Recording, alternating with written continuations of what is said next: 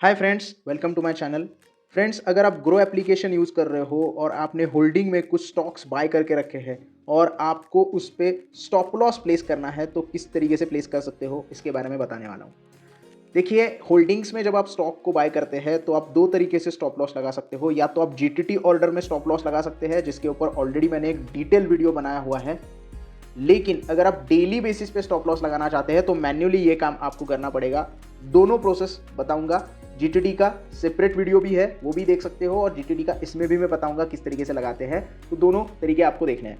Holdings में जाना है। हालांकि मेरे पास कोई बड़ी पोजीशन नहीं है, एक छोटा सा टुच्चा सा स्टॉक है। वोडाफोन के 3 ही शेयर्स है जो एजुकेशन पर्पस मैंने लिए थे, तो इसके ऊपर हम स्टॉप लॉस लगाएंगे। मेरे पास ये पोजीशन पड़ी हुई है, इसके ऊपर मुझे स्टॉप लॉस लगाना है क्योंकि टोटल रिटर्न्स में मुझे लॉस हो रहा है, 4% 5% का लॉस हो रहा है। तो अभी स्टॉप लॉस लगाने के लिए स्टॉक को सिलेक्ट करना पड़ेगा। स्टॉक को जैसे ही हम सिलेक्ट करते हैं तो यहाँ पे आप देख सकते हैं सेल के ऊपर आपको क्लिक करना है। जैसे ही आप सेल के ऊपर क्लिक करोगे तो आपको ये जो बटन दिखाई दे रहा है इसके ऊपर क्लिक करना है और यहाँ पे एसएल सिलेक्ट करना है। एसएल ऑर्डर के ऊपर सिलेक्ट करोगे तो ये सिर्फ एक दिन के लिए वैलिड होती है। उसके बाद आप जीटीटी ऑर्डर भी सिलेक्ट कर सकते हो। जीटीटी में स्टॉप लॉस कैसे लगाना है वो भी बताऊंगा, लेकिन फिलहाल तो इसको देखते हैं। तो कंटिन्यू के ऊपर क्लिक करना है। कंटिन्यू के ऊपर क्लिक करते ही जितनी क्वांटिटी आपने बाय की है उतनी ऊपर ही आपको स्टॉप लॉस लगाना है, और यहाँ पे आपको मेंशन करना पड़ेगा कि कितना स्टॉप लॉस, कौन सा स्टॉप लॉस, कौन से प्राइस पे स्टॉप लॉस लगाना है। तो मैं यहाँ पे मेंशन करूंगा कि 12 रुपये 50 पैसे पे मेरा स्टॉप लॉस होना चाहिए। और उसके बाद आप, ये हो गया ट्रिगर प्राइस।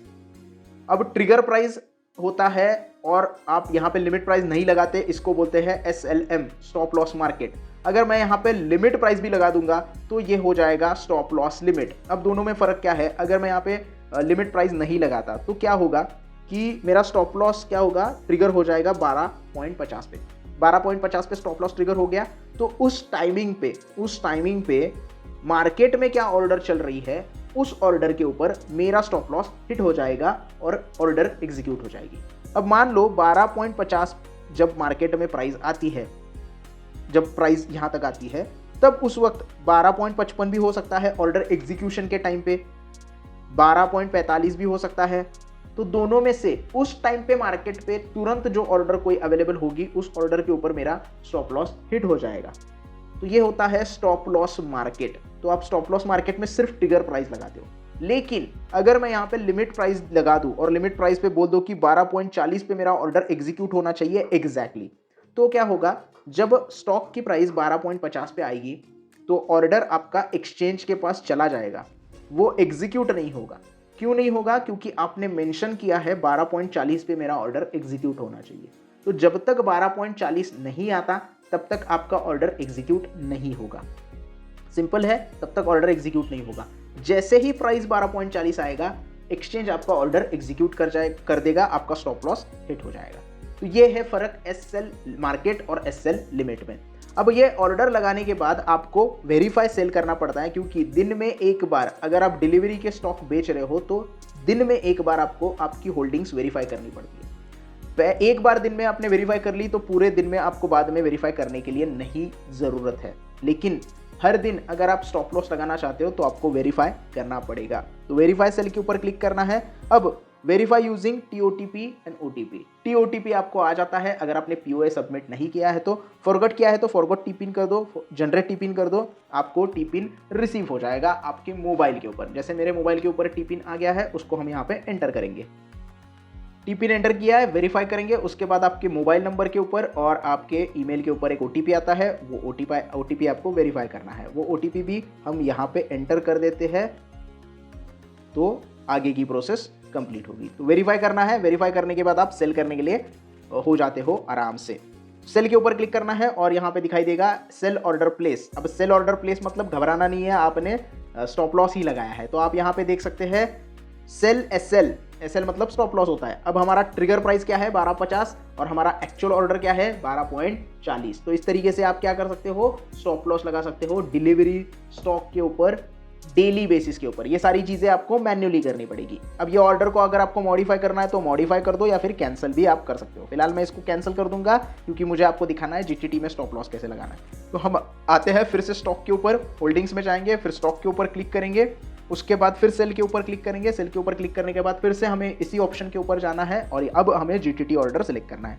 अब ये जीटीटी ऑर्डर जो है वो 1 साल के लिए वैलिड होती है। अभी पहले जो ऑर्डर हमने लगाई थी वो क्या थी, सिर्फ 1 दिन के लिए वैलिड थी। अब ये 1 साल के लिए वैलिड होगी। मतलब आज 21 दिसंबर है, अगले साल के 21 दिसंबर तक ये ऑर्डर वैलिड रहेगी। अगर मेरा स्टॉप लॉस तब तक नहीं हिट होता तो मेरा स्टॉक नहीं बिकेगा, मेरा स्टॉप लॉस हिट नहीं होगा।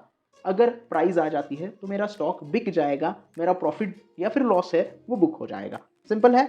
अब कंटिन्यू के ऊपर क्लिक करना है। कंटिन्यू के ऊपर क्लिक करते ही क्वांटिटी एंटर करनी है।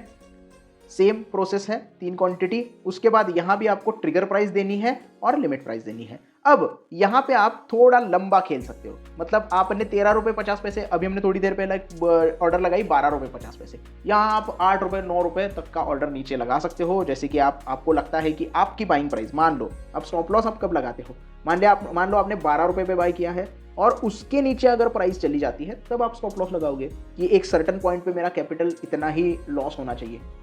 आपकी करंट प्राइस के नीचे से आप स्टॉप लॉस लगाओगे तो कोई फायदा नहीं है ना। आपने बाइंग प्राइस किया उसके नीचे लगा दो।